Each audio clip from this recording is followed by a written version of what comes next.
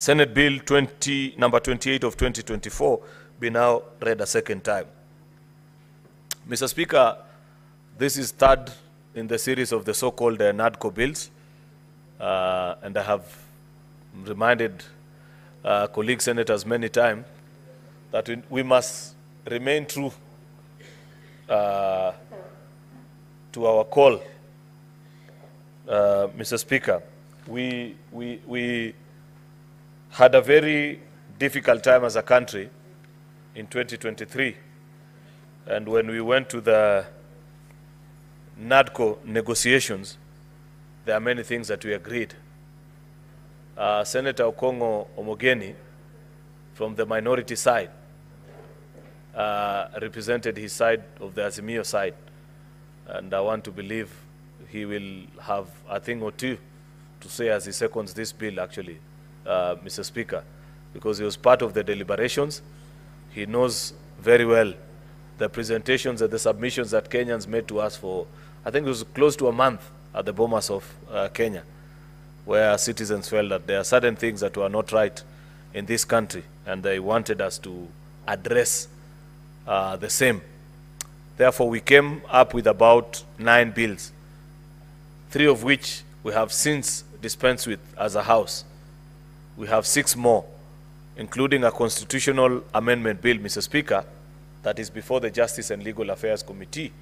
And I don't see the chair here right now, but last week at the SPC, he had promised us that very soon JLAC will be bringing a report actually to this House, Mr. Speaker, on what do we think of the constitutional amendment bill that was produced by the Nadco team. There are very interesting provisions there, including for the Senate. I have since seen our colleague, actually, Senator Cheruiyot, I don't know, he's not here, has done another constitutional amendment bill. Some of the provisions are actually borrowed from the Nadco bill, and that's a conversation that we are going to have. But today's bill, the Elections Offences Amendment Bill, Senate Bill number 28 of 2024, Mr. Speaker, is a bill whose principal object is to amend actually Section 6 of the Election Offences Act of 2016, a bill that we passed in this House about 8 years ago, Mr. Speaker. And there was very interesting debate actually at that particular time. If you have seen some of the snippets from the debates and the things that were said at that particular time, Mr. Speaker, it was during the passage of some of this legislation. Some of the very interesting old videos of the Senate you will see. It was a very heated exchange in this House. You know, one of the things I have challenged the clerk, Mr. Speaker, to do is to come up with a digital library. The generation of Senator Ujinga does not believe anymore in ink and paper, but they are more keen on listening and watching. Therefore, it's important we keep a video library so that, and make it digitally available, so that when Senator Eddie or Senator Ezena takes a break from their maneuvers on TikTok, they can listen into debates that were done 5-10 years ago, and that will interest them. I would have included Senator Methu in that list, Mr. Speaker, but given his latest looks, I don't think he qualifies to be with his age mates in that particular regard, Mr. Speaker. But he's young at heart.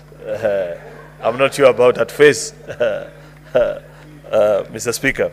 So in 2016, when this Election Offences Act was passed actually in this House, like I have observed, it was a very heated debate because we kept on reminding each other one of the cardinal rules of lawmaking.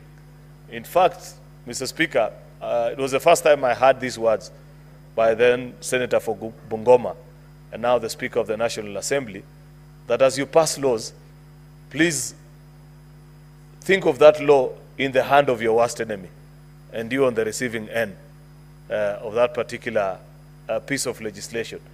Because many times we pass law here and you imagine that because maybe I'm a legislator I can easily get away with these things. But you never know. You will not be a legislator for life. You will not be in power forever. There are days you will be an ordinary citizen, Mr. Speaker. And therefore, it's important that as we pass legislation, that was an obtaining theme at that particular time, Mr. Speaker, that because as political leaders, we are actually practitioners in the political space, as we pass the electoral offences law, it was important that we remind ourselves that what obtains at that particular time may not be necessarily true. And we've seen the topsy-turvy of our politics, Mr. Speaker, that the people who you necessarily don't greet today may be your best friends tomorrow. Many people are getting to learn that in this particular session. But, Mr. Speaker, you know for a fact that those who've been around for a while know that that is a norm of politics. Therefore, the bill, Madam Speaker, I do note the change, has two clauses, Clause 1 and Clause 2. It's a very straightforward bill. And I know, Senator Okongo, you remember quite well why we had to distinguish from the other elections amendment. We wanted to speak specifically to offences, and that's why we kept it separate to the other bill. Clause 1 is a short title of the bill, and Clause 2 provides that it shall be an offence for members of and staff of the IEBC to conduct or hold an election in an ungazetted polling station. You remember the very big dispute we had in the 2017 petition, Raila Odinga versus Uhuru Kenyatta, about ungazetted polling stations and the debate about it. And it was at that time that we insisted, actually, Mr. Speaker, on the need for an entire gazettement of polling stations and it being prominently displayed. Further, the clause creates offences for members of staff of commission who unreasonably delay in declaring election results or knowingly alter declared election results. You know the dispute that we've had. And there is a history to this. Those that have seen the sunshine more times than I, like Senator Oburu, Mr. Speaker, will tell you the journey that the country has traveled, that it was not unusual back in the days of Kanum Lolongo system, Mr. Speaker. Legend has it. For me, it's legend. For people like Senator Oburu, this is a kind of life that they live through, Mr. Speaker, that you will go to an election and you know the way they conducted elections that time. If it's Senator so-and-so, your agent will hold your picture and people will queue behind. And many times, because the returning officer was the district commissioner, Mr. Speaker, they would declare the result that the powers that be wanted. And it didn't matter how many people you had on your queue. Many are the times that we hear the short queue was declared to be the longer, and the longer the shorter, Madam Speaker. With the advent of the new constitution, while we thought we had slayed the dragon of electoral malpractices, Madam Speaker, that ghost has refused to die. And it's not unusual to find that after an election, you find an election official, Madam Speaker, take inordinately long before making a declaration, despite the fact that all results have come in, all polling stations have been declared, but for one reason or the other, they're just taking long in making a declaration. In fact, there are many elections, actually, Madam Speaker, that in the last 1 or 2 elections, you find that the results were declared days after. And there was no justifiable reason why the same cannot be done. I look forward to a time, Madam Speaker, where we will be living in a country where elections can be held in the morning, the results are declared in the evening, and the following day, people are back to work like nothing happened. Because there are more mature democracies that have such practices, and people believe and trust the electoral systems, Madam Speaker. And part of achieving that level of belief in our electoral system and conduct, Madam Speaker, include tightening the noose with provisions such as what is provided in this particular bill, Madam Speaker. Because when an electoral official alters the results for whatever reason, either they have been induced or they don't like the candidate that has won, it must be punishable. And the punishment must be punitive, Madam Speaker, so that the will of the people is always respected, so that we don't have people kill each other, so that we don't have people feel like it doesn't matter how you vote, that it is them that count, that matter. I don't think that is what Kenyans wanted when they queued up on the 27th of August in 2010 and bequeathed themselves the new constitution. Therefore, that's part of the amendment. The provision set out under Clause 2 is crucial, Madam Speaker, because it helps in upholding the credibility of our electoral processes by specifying that only designated polling stations may be used to conduct or hold an election, and will not only help prevent potential manipulation or irregularities, but will also fortify democratic principles of free and fair elections, ultimately fostering public trust in the electoral systems, Madam Speaker. Ultimately, Madam Speaker, if you also tamper with election outcome that is likely to undermine the will of the people and erode the legitimacy of democratically elected leaders, Madam Speaker, then there is an imposition of the offense, Madam Speaker, so that we ensure that such electoral officials are punished, Madam Speaker, and we ensure that people trust that the people that are in office were legitimately elected. Therefore, Madam Speaker, this is just a cleanup.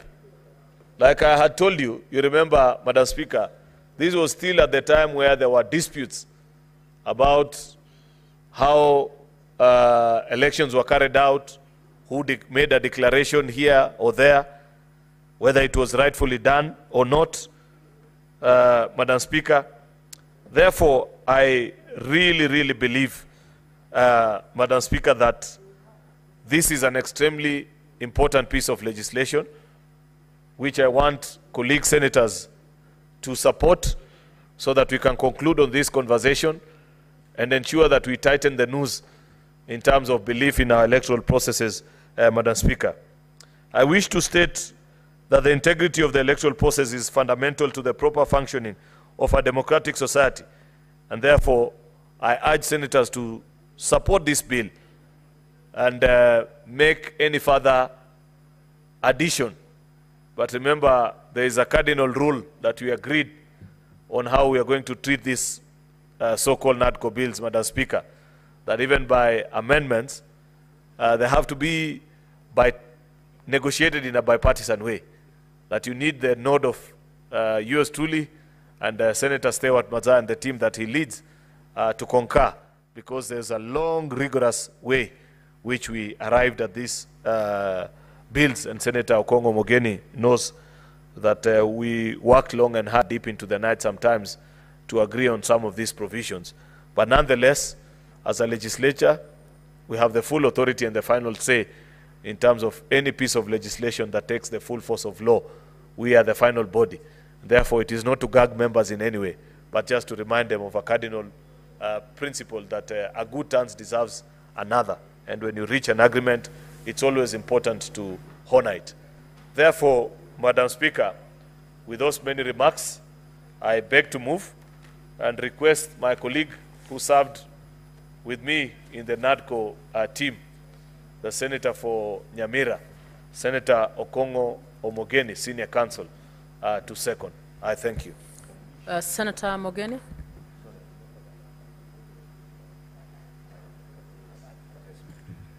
Yeah, thank you, Madam Speaker. I rise to second this very important bill that is trying to strengthen the way we deal with those people who want to manipulate elections.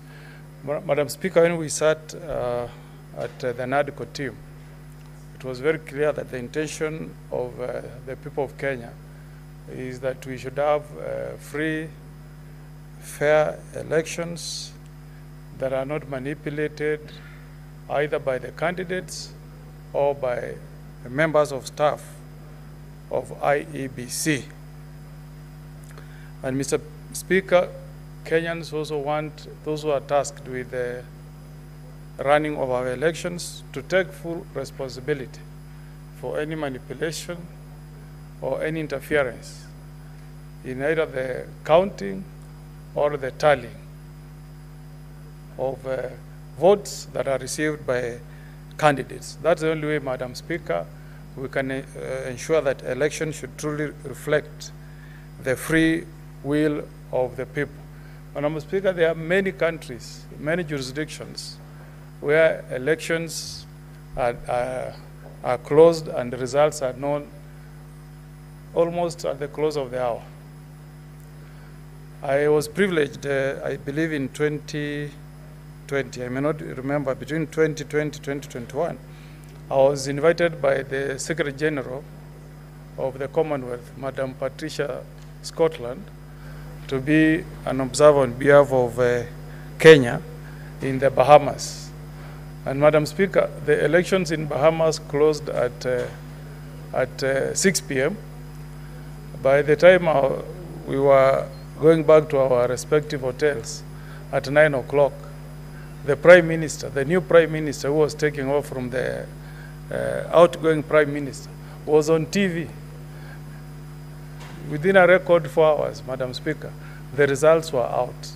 But in Kenya, you'd be lucky, Madam Speaker, to know your presidential candidate within 48 hours. You'll be very lucky. So it's this idea of keeping people in anxiety and also waiting restless in our tallying centers is not fair.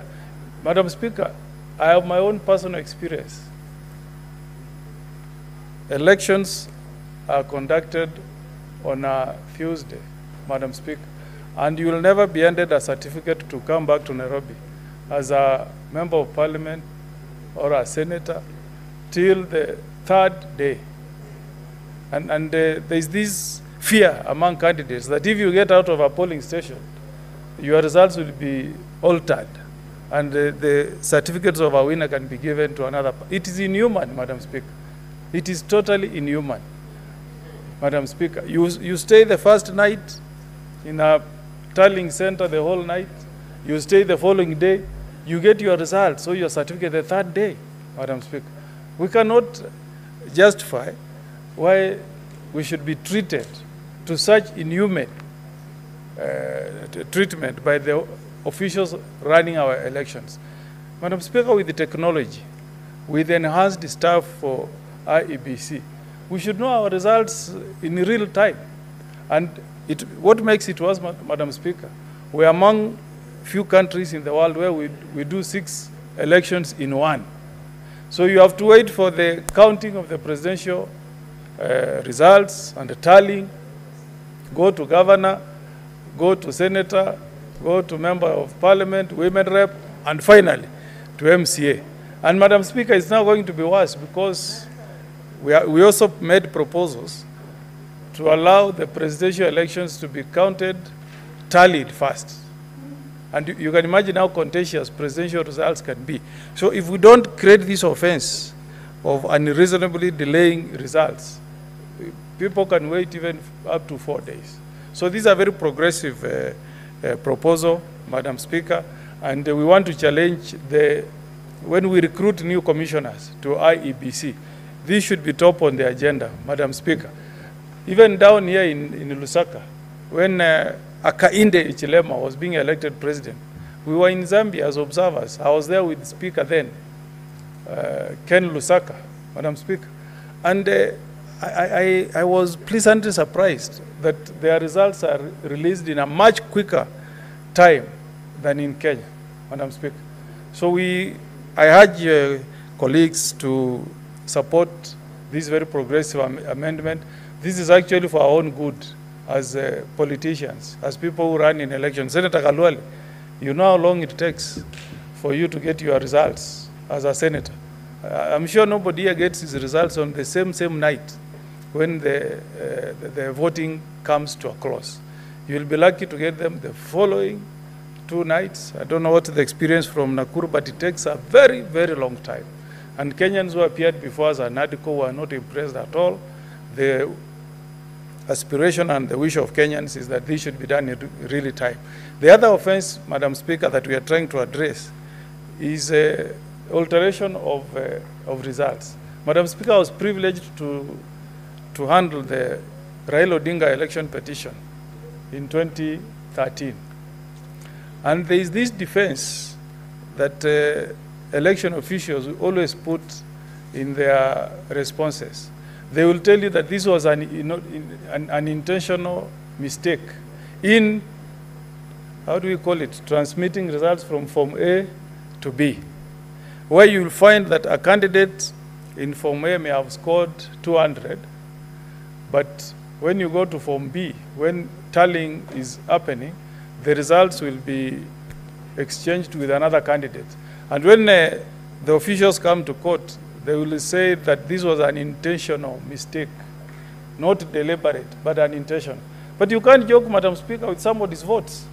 If I've garnered 400 votes at the polling station, I expect the same votes to be protected, preserved to the tallying center, maybe for member of parliament or for a senatorial candidate. So this offense, Madam Speaker, is going to make it punitive for any official working with IEBC to make any alteration. The results that you announce in Form A, Madam Speaker, must be reflected in Form B and Form C. It will no longer be an excuse to tell us that the mistake was not deliberate, it was unintentional. No. If you don't transmit the results as they were declared or announced at the polling station, this proposed amendment is making it an offense, Madam Speaker. We have seen it in many elections. In 2013, Madam Speaker, I represented Honorable Richard Tongi in an election petition for Nyaribari against Honorable Chris Bichagi. And Madam Speaker, the contention in that election was from one polling station called Bobaracho, where there was a lot of manipulation on the results that were garnered at the polling station and as transmitted to the tallying center. And when we argued in court, there are 2 versions. The one that was declared at the polling station and the one that was declared at the tallying center. The interesting aspect in that case, Madam Speaker, was that if you were to rely on the results that were declared at the polling station, Honorable Richard Tongi was to be the winner. If you took the one that was declared at the tallying center, Honorable Chris Bichagi was to be the winner. You can imagine that kind of doubt that you create as to who really is a winner in this contest. And the judge had no option other than to rule that because of the doubt that was created as to the votes that were garnered by the 2 candidates from that polling station that was materially affecting the outcome of the election, he had no choice other than to nullify that election, simply because of a mistake of a scrupulous official from IEBC. And the tragedy is this: no criminal sanctions were taken against the officer who was involved. So this proposed amendment is now going to make it an offense, Madam Speaker, for anybody who makes any alteration, either deliberate or undeliberate, on the outcome of any results. This is the only way, Madam Speaker, as a country, we can make the lucky Kenyans who have been tasked to managing our electoral processes in this country, so that we be a country that conducts elections that have integrity, Madam Speaker, elections that will truly reflect the will of the people, elections that will not be easy to impeach or to overturn in an election petition, because we waste a lot of time as a country going to court, then the electoral court overturns an election, and you go back to the people. It's very expensive to the candidates, It's expensive to the country and does not leave a lot of credibility on our elections. So finally, is this offense of conducting elections in ungazetted polling stations. Very contentious issue during the Raila Odinga versus Uhuru Kenyatta elections, where it was alleged, Madam Speaker, that in several areas in some parts of this country, including northeastern Kenya, the electoral officials decided to convert, I don't know whether to say to convert or to create. They just started to create polling stations and say we were trying to take care of nomads. But you see, the law is very clear, Madam Speaker. It says a polling station must be gazetted. Honorable Galwale, you know that. A polling station must clearly be gazetted. So this particular amendment is making it a serious offense for any electoral official to conduct elections in ungazetted polling stations. Madam Speaker, if we have gazetted Girigiri Primary School as the polling station for Samaro Ward in West Mogirango, nobody has got powers to move that polling station, for example, to Tinga Market. It must be at that polling station. Whether we are pastoralists or farmers, there need to be certainty as to where a vote will be cast. Because you have observers, Madam Speaker, who must know where they are going to be stationed and observe the elections. You have the officials who are delivering electoral materials. They must know with certainty where they will deliver those materials. Some are drove from choppers, etc. So this again is making it clear that our polling stations must be known. There must be certainty. There should not be any doubt as to where one will vote. Madam Speaker, I've done so many election petitions. I was the first lawyer to petition the Supreme Court successfully in the case of Peter Gadirau Munya versus Kilemi Muiria, and the issues we are addressing here featured very prominently, all the way from the High Court, Court of Appeal, all the way to the Supreme Court. And I remember Kilemi Muiria questioning why a polling station that was closest to the tallying center was the last one to deliver election results. Because of the same thing we are trying to cure here, unreasonable delay. So I urge my colleagues to support this bill. This was a bipartisan bill. We took views from Kenyans. This bill was not meant to serve either the UDA coalition or the Azimio coalition. It's an attempt to do some cleanup on around how we conduct our elections, to make it more efficient, to build trust from Kenyans, and to ensure that the will of the people is truly reflected in our elections. With those many remarks, Madam Speaker, I beg to second. Thank you.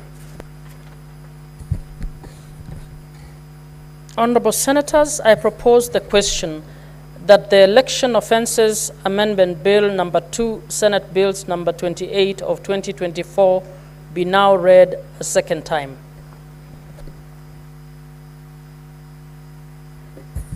Senator Khalwale. Thank you, Madam Speaker. Madam Speaker, I rise